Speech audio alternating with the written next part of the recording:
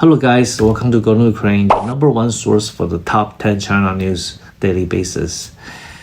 Today I've put together an agenda so you guys can see what are the discussion points. So we're going to be talking about from mediating peace talks in Myanmar to responding US pressures on TikTok and also the Panama Canal issues in China. And here's a quick look at the top stories shaping up China's role on the global stage. The number one news is China executes the driver in the deadliest attack in decades. So if you guys remember that horrible incident in Zhuhai last November, where a man drove his car into the crowds and killing 35 people in what becomes the deadliest public attack in China for decades.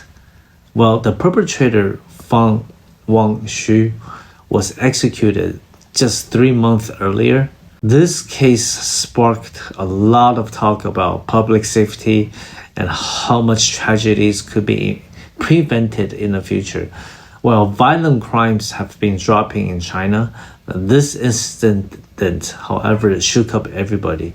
And the number two news is China pushes back on TikTok ownership demands. The TikTok drama continues. So US President-elect Donald Trump wants America entities to own 50% of the TikTok, claiming security concerns. China, however, is not having, saying that corporate decisions shouldn't be influenced by politics, which over 150 million users in the US and 15 billion in revenues globally last year. TikTok clearly is a big deal. This is just another chapter in the ongoing US and China tech rivalry.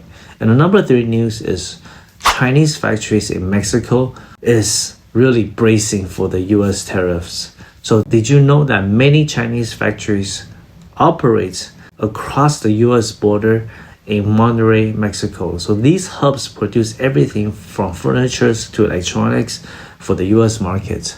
But the Trump is considering a new tariffs, and a lot of these factories are hitting a pause on expansion plan. They might move back to China or Thailand and Vietnam. And it's a reminder how interconnected global supply chains have become and how a single policy can disrupt everything. And number four news is China vows to take back Panama Canal from China.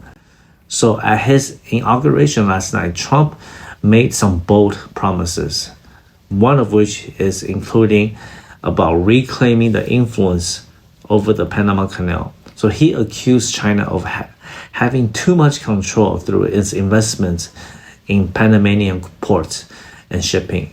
So considering the canal's importance to the global trade, is shaping up to be a major focus in the next US-China geopolitical battle.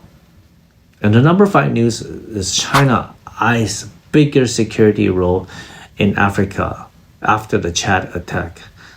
So a close call in Chad involving Chinese Foreign Minister Wang Yi has Beijing rethinking its approach to security in Africa. So with $300 billion investments across the continents, China has a lot of stake, especially in unstable regions like Sahel, and it might start wrapping up efforts to protect its interests while also strengthening the ties with the African nations.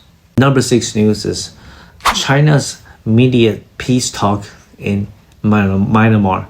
China just helped broker a ceasefire between Myanmar's government and a rebel group.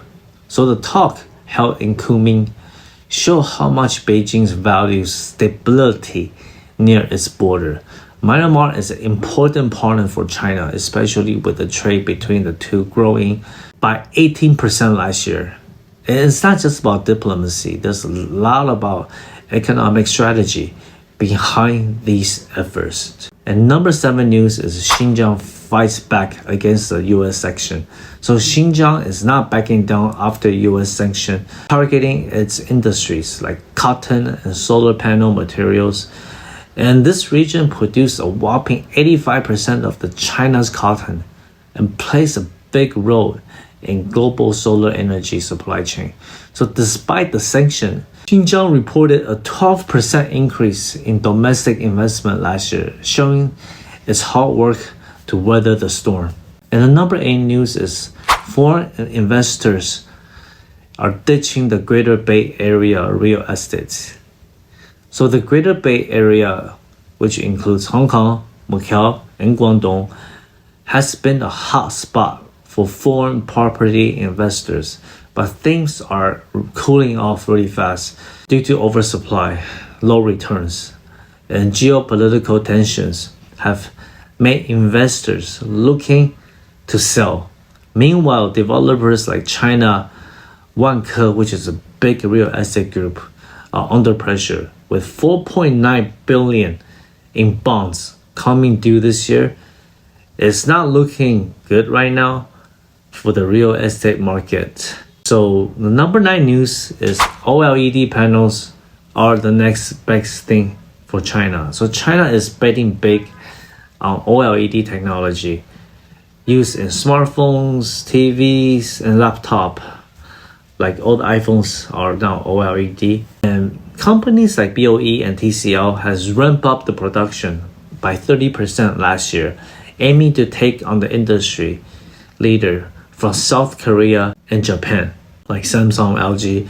And with the global OLED market expected to hit $50 billion by 2026, it's no wonder Chinese manufacturers are doubling down. And your last news is about China's food industry boom. To be honest, I order takeout almost every day. It's just so convenient. And if you've been to China, you probably seen deliveries everywhere, zooming around in their electronic bikes.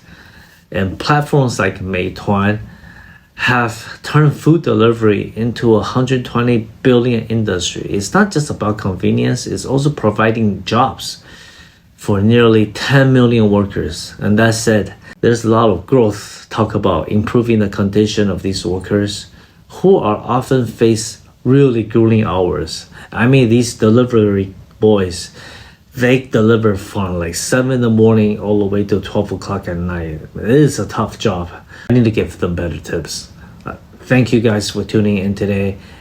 And as always, thank you for the encouragement. Goodbye.